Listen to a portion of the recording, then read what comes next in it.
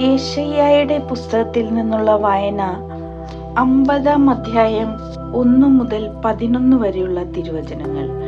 കർത്താവ് അരുളിച്ചെയ്യുന്നു, ഞാൻ നിങ്ങളുടെ അമ്മയെ ഉപേക്ഷിച്ചപ്പോൾ നൽകിയ മോചനപത്രം എവിടെ? എൻ്റെ കടക്കാരിൽ നിന്ന് ആർക്കാണ് നിങ്ങളെ ഞാൻ വിറ്റത്? നിങ്ങളുടെ അകൃത്യങ്ങൾ നിമിത്തം നിങ്ങൾ വിൽക്കപ്പെട്ടു. നിങ്ങളുടെ അപരാധം നിമിത്തം നിങ്ങളുടെ മാതാവ് ഉപേക്ഷിക്കപ്പെട്ടു. ഞാൻ വന്നപ്പോൾ അവിടെ ആരുമില്ലായിരുന്നത് എന്തുകൊണ്ട്? ഞാൻ വിളിച്ചപ്പോൾ എന്തേ ആരും വിളി കേട്ടില്ല? രക്ഷിക്കാനാവാത്ത വിധം എൻ്റെ കരം കുറുകിപ്പോയോ? അഥവാ മോചിപ്പിക്കാൻ എനിക്ക് ശക്തിയില്ലേ? എൻ്റെ കൽപ്പനയാൽ ഞാൻ കടൽ വറ്റിക്കുകയും നദികളെ മരുഭൂമിയാക്കുകയും ചെയ്യുന്നു. ജലം ലഭിക്കാതെ അവയിലെ മത്സ്യങ്ങൾ ചത്തു ചെയ്യുന്നു. ഞാൻ ആകാശത്തെ അന്ധകാരം ഉടുപ്പിക്കുന്നു, ചാക്ക് വസ്ത്രം കൊണ്ട് അതിനെ ആവരണം ചെയ്യുന്നു. കർത്താവിൻ്റെ ദാസൻ. പരിശീലനന് ആശ്വാസം നൽകുന്ന വാക്ക്. ദൈവമായ കർത്താവ് എന്നെ ശിഷ്യനെ എന്ന പോലെ അഭ്യസിപ്പിച്ചു. പ്രഭാതം തോറും അവിടുന്ന് എൻ്റെ കാതുകളെ ശിഷ്യനെ എന്ന പോലെ ഉണർത്തുന്നു. ദൈവമായ കർത്താവ് എൻ്റെ കാതുകൾ തുറന്നു.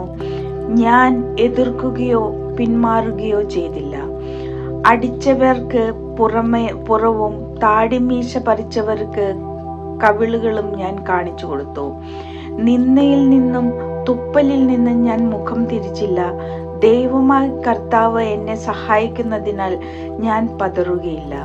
ഞാൻ എൻ്റെ മുഖം ശിലാതുല്യമാക്കി. എനിക്ക് ലജ്ജിക്കേണ്ടി വരികയില്ലെന്ന് ഞാൻ അറിയുന്നു. എനിക്ക് നീതി നടത്തി തരുന്നവൻ എൻ്റെ അടുത്തുണ്ട്. ആരുണ്ട് എന്നോട് മത്സരിക്കാൻ? നമുക്ക് നേരിടാം. ആരാണ് എൻ്റെ എതിരാളി? അവൻ അടുത്തു വരട്ടെ. ദൈവമായ കർത്താവ് എന്നെ സഹായിക്കുന്നു. ആര് എന്നെ കുറ്റം വിധിക്കും? അവരെല്ലാം വസ്ത്രം പോലെ പഴകിപ്പോകും. ഇരട്ടവാലൻ അവരെ കരണ്ടു തിന്നും. നിങ്ങളിൽ ആരാണ് കർത്താവിനെ ഭയപ്പെടുകയും അവിടുത്തെ ദാസന്റെ വാക്ക് അനുസരിക്കുകയും ചെയ്യുന്നത്? പ്രകാശമില്ലാതെ അന്ധകാരത്തിൽ നടന്നിട്ടും കർത്താവിന്റെ നാമത്തിൽ ആശ്രയിക്കുകയും തൻ്റെ ദൈവത്തിൽ അഭയം തേടുകയും ചെയ്യുന്നവൻ തന്നെ. തീ കൊളുത്തുകയും തീക്കൊള്ളികൾ മിന്നിക്കുകയും ചെയ്യുന്നവരെ, നിങ്ങൾ കൊളുത്തിയ തീയുടെയും മിന്നിച്ച തീക്കൊള്ളികളുടെയും പ്രകാശത്തിൽ സഞ്ചരിച്ചു കൊള്ളുവിൻ. നിങ്ങൾ പീഡനമേറ്റ് തളർന്നു കിടക്കും. ഇതാണ് ഞാൻ തരുന്ന പ്രതിഫലം.